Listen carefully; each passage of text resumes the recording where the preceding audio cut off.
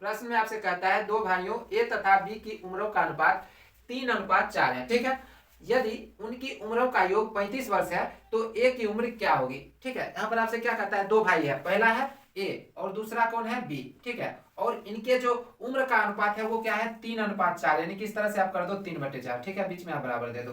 तो हम यहाँ पर क्या करें कि हम मान लेंगे कि ए का आयु हो गया 3x, ठीक है, और बी का आयु हो गया 4x। ठीक है, अब प्रश्न में क्या कहता है कि इन दोनों का योगफल होगा 35, यानी कि इसलिए हम कह सकते हैं कि 3x और प्लस 4x ये बराबर हो गया 35। तो और हम लिख सकते हैं कि 7x बराबर 35।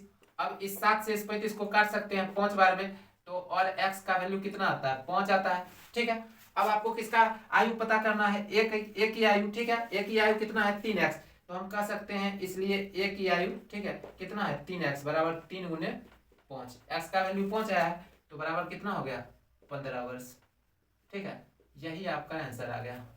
आई होप कि इस प्रश्न को आप लोग अच्छी तरह से समझ चुके हैं। यदि आप इसी तरह के यूजफुल कंटेंट रेगुलर देखना चाहते हैं तो आप हमारे यूट्यूब चैनल को सब्सक्राइब जरूर करें और मुझे इंकरेज करने के लिए इस वीडियो को लाइक और अपने सभी दोस्तों के साथ शेयर जरूर करें। Thanks for the watching, have a nice day.